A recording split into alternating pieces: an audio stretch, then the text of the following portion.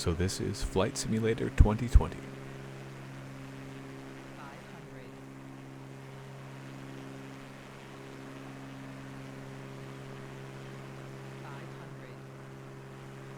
As you can see, the frame rate's not too great. I have a GeForce 1070, so it's a couple generations back. And it's on medium-high settings. 500, And the resolution is also too high. It's at 500, 4K, which is about what you need for a VR setup. You can imagine a quarter of this resolution each eye.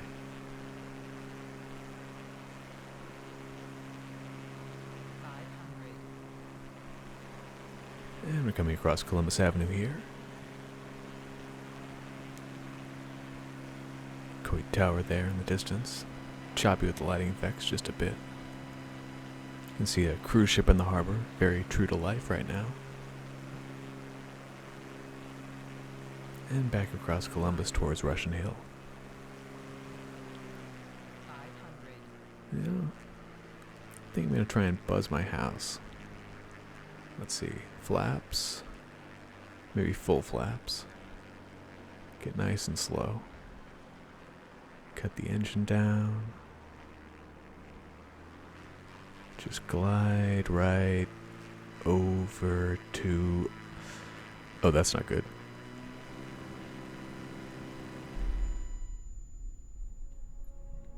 We'll take that again.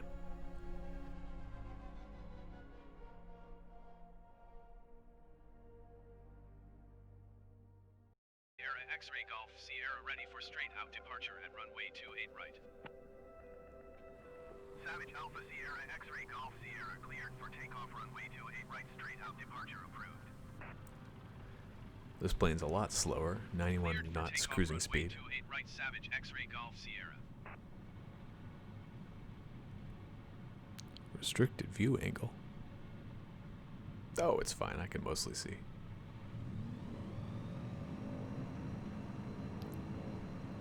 Just want to avoid the giant plane in front. Oh, that was easy. Oh, and it just glides off the runway. It's amazing. It's like a feather.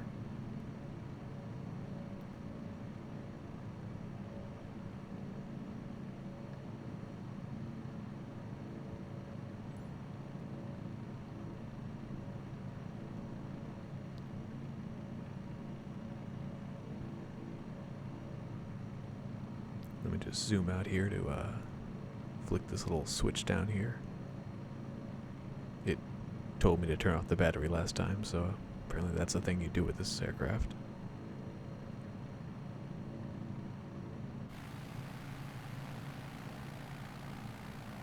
So here, away from the city, the frame rate's actually pretty decent.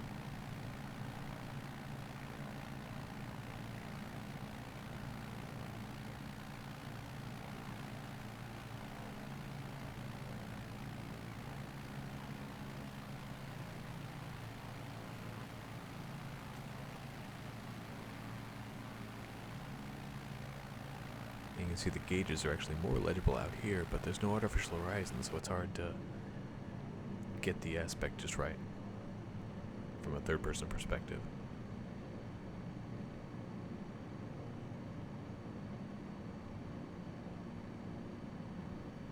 Ideally, though, you'd have a headset on and be able to look left and right and up and down, and it would be, I think, a lot more immersive than any simulator I've used so far.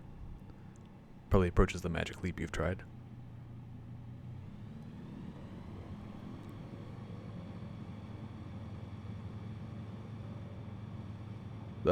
You can see some nice refractive details there on the window vents. But as you can see, I'm just limited looking left and right with my little hat on the top of the joystick.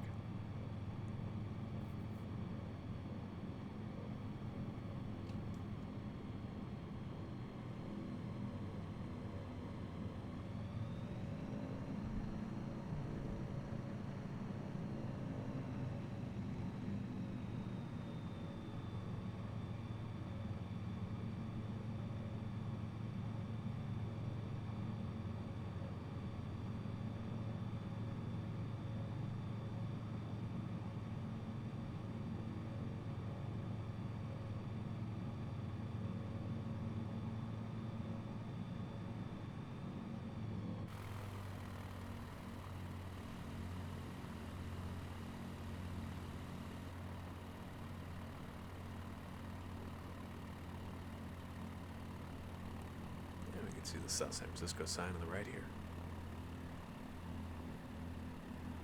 I initially thought it was missing, but it was just on a different hill than I'm used to seeing it from the freeway. And I think of this hill as sort of part of Mount St. Bruno, but I guess it's distinct.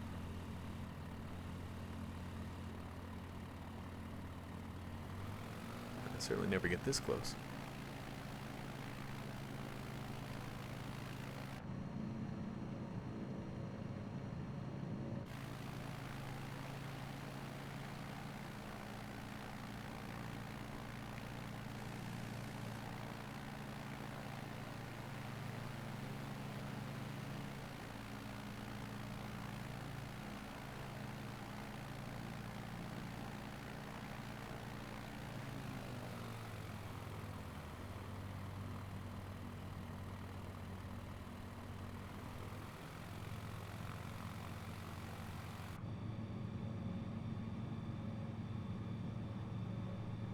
The subtle lighting effects on the cockpit.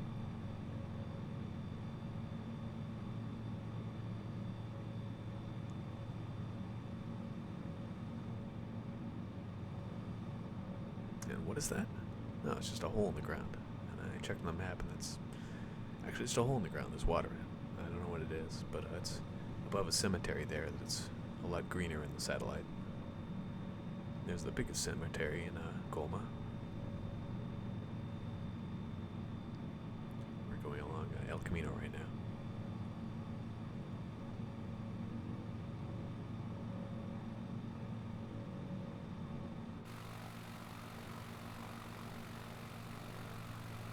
And you can see another basin here on the right, this time filled, so I think it is just an irrigation system. This one for the cemetery below.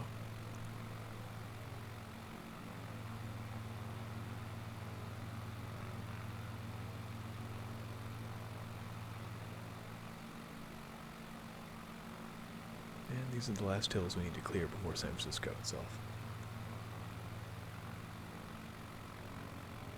Bear with me, it will still take a while though. We're basically going a little bit faster than we could on the freeway, so it's gonna take a while.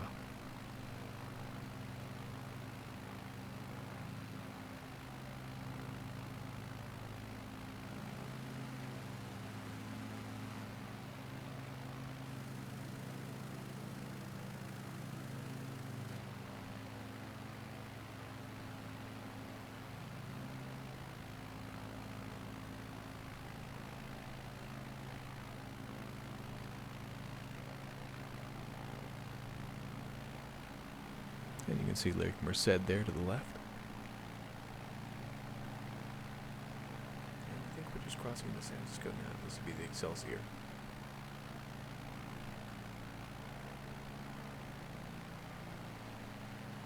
There's 280 cutting east-west.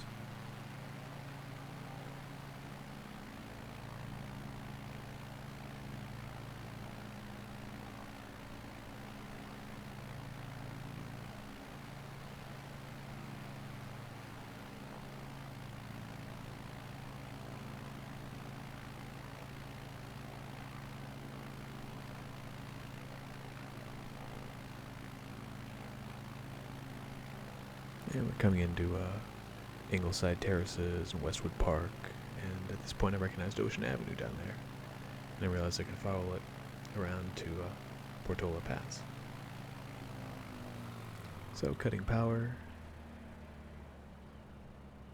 you can see the mall over there to the left in the distance. It's around where 19th Avenue is. That next big intersection, but we're going to cut it just short here. And this should be Portola.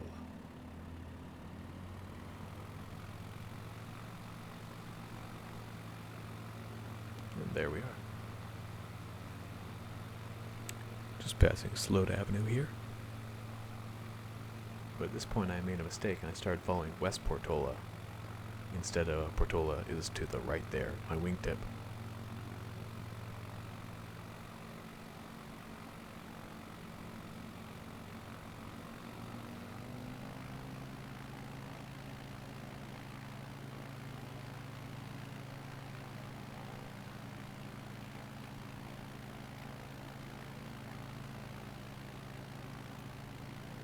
this point I realized, oh hey, it's over here to the right. But I decided I'd just buzz Sutro Tower instead.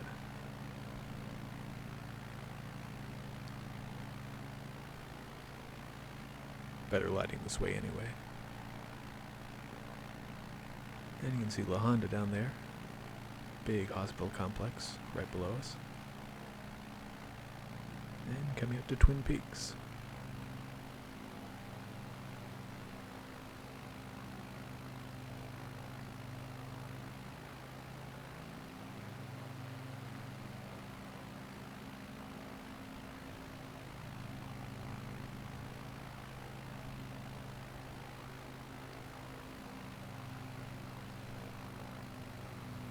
You can see how the frame rate really starts chugging as the downtown comes to view.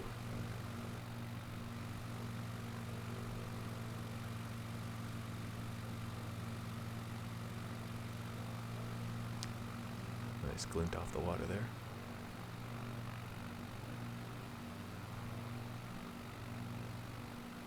And UCSF's down there on the left.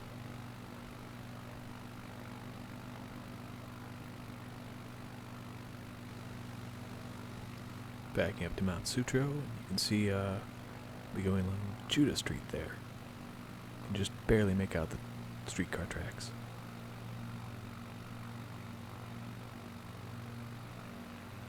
And I really wanted to take a closer look at the De Young, and it came up pretty well.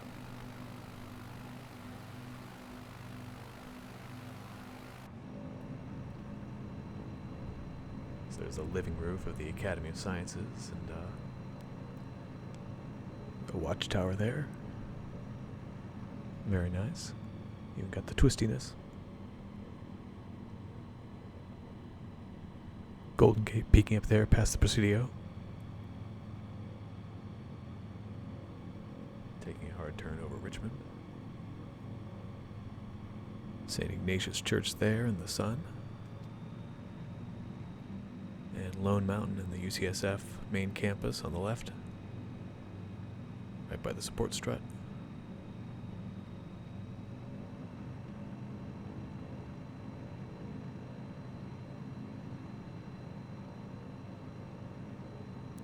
And then UCSF Law School is actually over here on the right.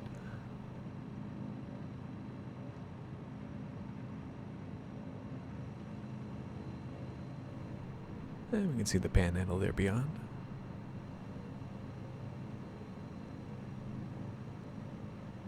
And Buena Vista Park, there, that tuft of trees in the backlight.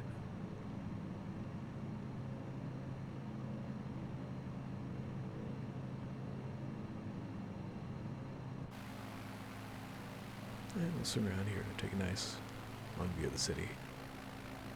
The Golden Gate there beyond. You can see the building on the left with the red awning is a Trader Joe's. Very popular.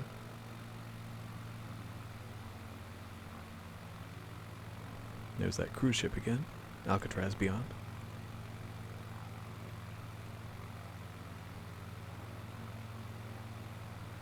That is Alta Plaza Park to our left. Very nice.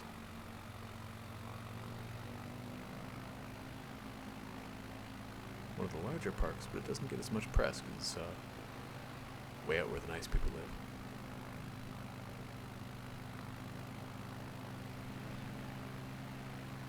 And I think this is California. And yeah, I can see the Granite Synagogue there, so it's definitely California. You can follow that all the way to Nob Hill.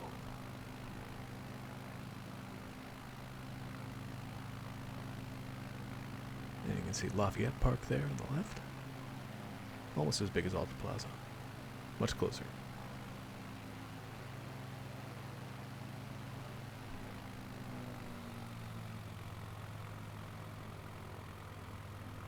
Continuing over Polk Gulch, you can see the Trader Joe's right below my tail.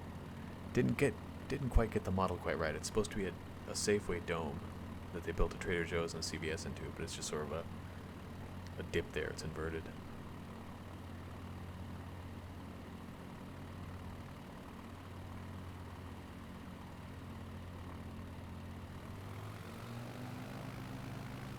And there's the cathedral.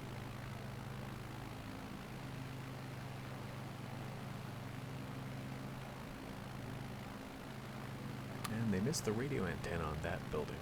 There's a really cool radio antenna that just didn't make the cut, I guess. Gives it sort of an Empire State look.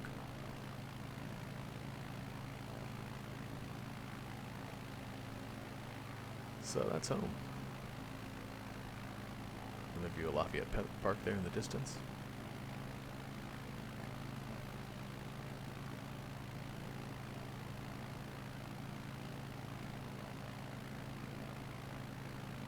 And this is over the Tenderloin.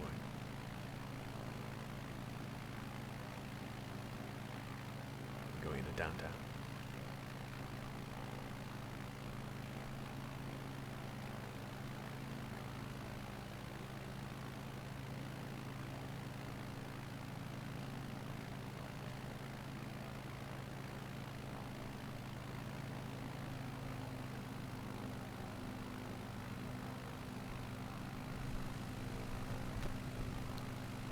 Nice view south there.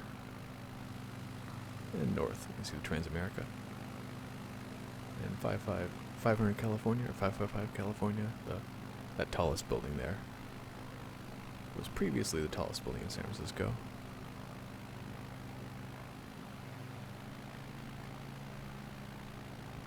Cruising right down Market Street, you see the ferry building. Trying to get over to Mission Street, but there's not quite at the altitude. The Zool building over there on our left. Gateway to Zool.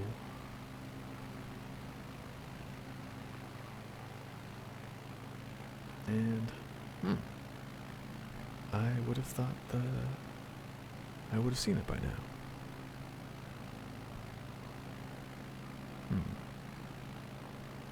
Okay, there's the freeway off-ramp. That's First Street. And, yeah, there's the Millennium Tower. There with the slanted roof, and Salesforce should be right here. It's not. There's no building there at all. Not even a construction site. That's odd.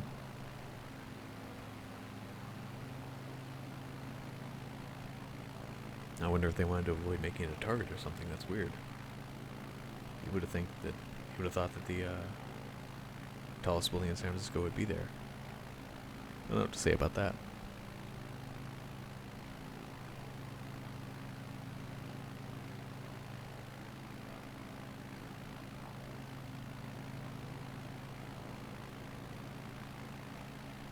Well, here's the Bay Bridge, at least. They got that.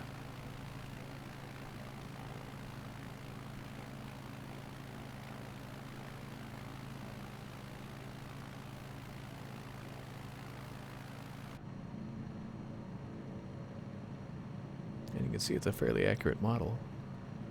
I wonder if I can buzz under here. Yeah, I can. Sweet.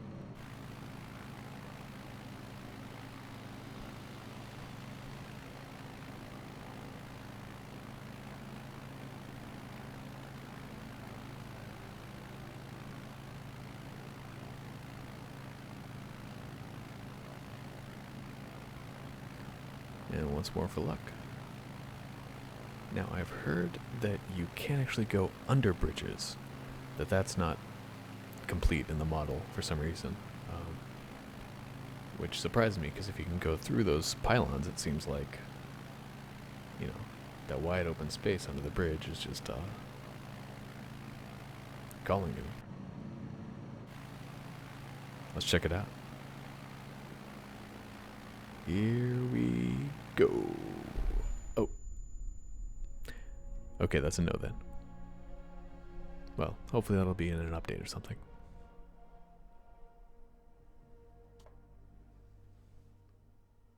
So that's Flight Simulator. It's pretty fun. I'm gonna turn down the settings and see if I can't get some better performance, and should be great.